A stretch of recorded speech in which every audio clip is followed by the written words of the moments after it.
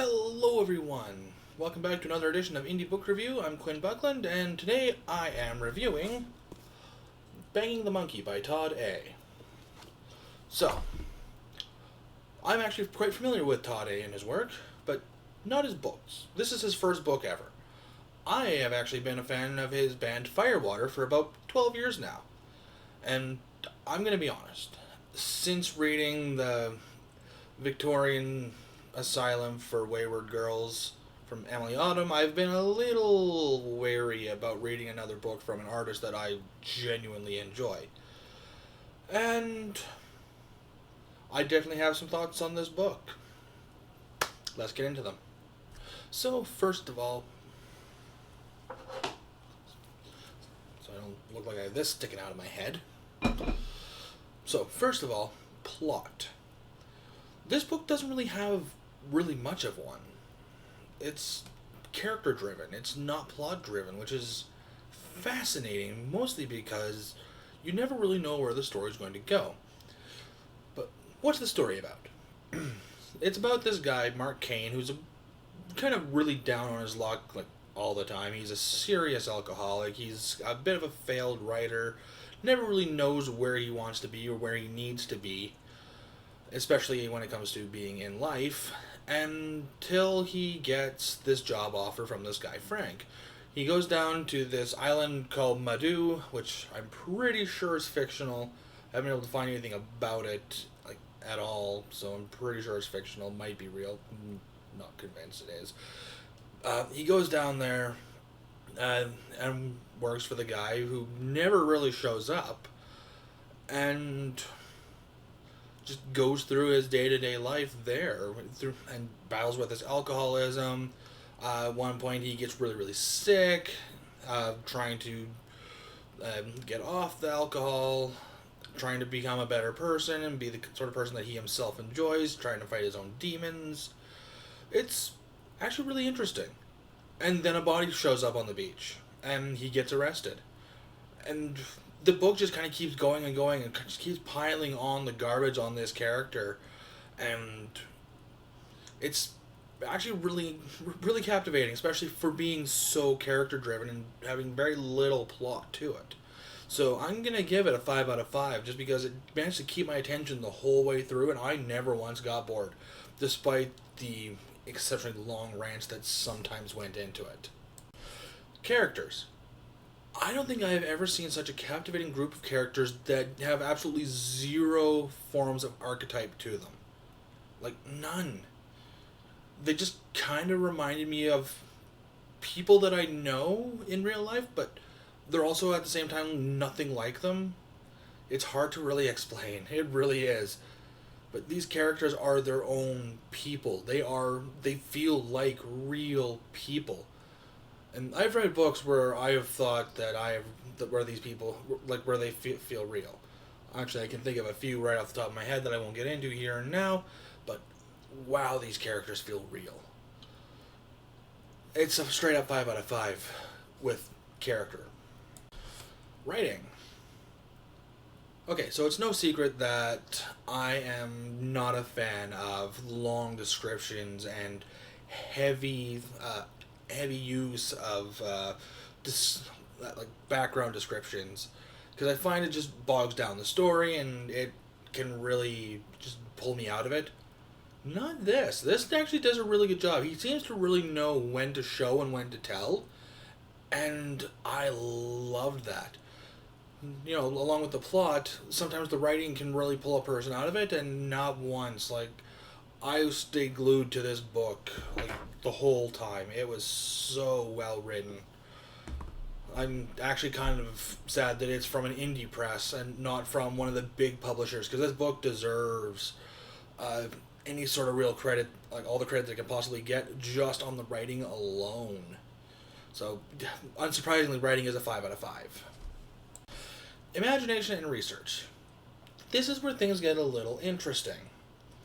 Because I'm well aware of Tod A's work with Firewater and just kind of how he's been doing things and kind of in ideas to where he's living these days. He lives in Istanbul. It says it right in the book. Um, yeah. So, there's a bit of a history when it comes to Firewater. Like, they had a whole bunch of albums, but before he did The Golden Hour, he took a 3-year sabbatical where he hiked across a bunch of southern countries and some of the Middle East. And he learned the cultures, he learned the ways that, like, he learned who these people are. I mean, there's only so much that you can learn in a small amount of time, but at the same time, you can tell that he really came from a place of real respect for the people and who they are. So even though Madhu is more than likely fictional, it felt like a real country because it's coming from a place of knowledge. Like, he knows what he's talking about when he talks about certain cultures, and he can take from those cultures and make it feel like a whole other culture actually is real. That's why I actually looked it up, because it felt like it should be a real country, and everything that goes on in it feels like it should be real. I was kind of surprised when I found out that it wasn't.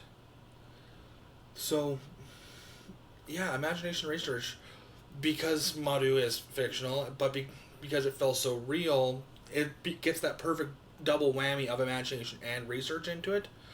So, imagination research, a 5 out of 5. Imagination and research.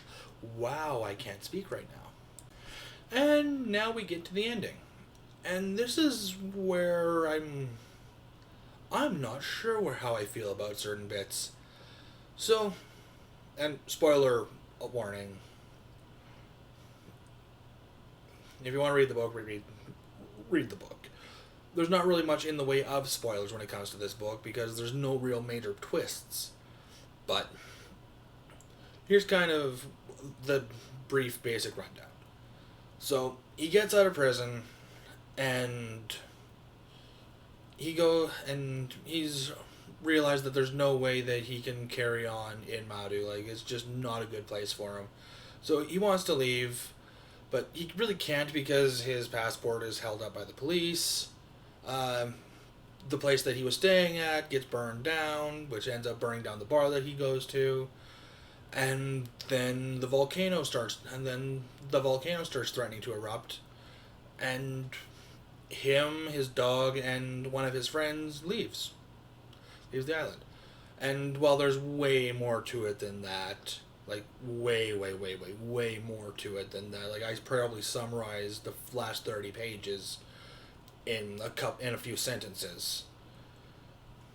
Like, there's the whole him learning that he needs to handle his demons way better than what he has, and he manages to stay off the sauce way longer than he anticipated, and so on and so forth. Like, there's a whole romantic subplot that goes on to it as well that gets wrapped up at the end. When I first put the book down, I wasn't entirely sure what to think of it, because in a lot of ways things get really nicely wrapped up in a bow, and it's just what it is. But the more I thought about it, the more I'm going, well, no, there's actually so much more to it than that. Like, yeah, things kind of get wrapped nice and neatly up into a bow, but you don't really know where this character is going. Like, he's left the island, but he has no passport, he has no identity, so you don't know what's going to happen to Mark after that point. He completely goes, like, he finishes his romantic subplot, and there's a whole bunch of other stuff that gets resolved, and yeah, it feels like it's nice and neat and easy, but there's kind of a real dark, foreboding undertone that comes into all this. So my initial reaction was actually give the ending a 4 out of 5. Like, it was still a very, very solid ending, but it was just that initial response. But no, I think I actually have to give the ending a 5 out of 5. Like, it's like there's more to it than what I was willing to give it at first, but now that I've thought about it and broke it down, yeah, it really deserves it. So, straight up, Banging the Monkey by Tod A gets a 10 out of 10 from me. Like, this book is absolutely fantastic. I loved it, every moment of it. So, pick it up. Like, it's definitely deserving of your eyes, and most likely going to get your praise as well. And, well, that's about all I've got for you guys. So, have a good one.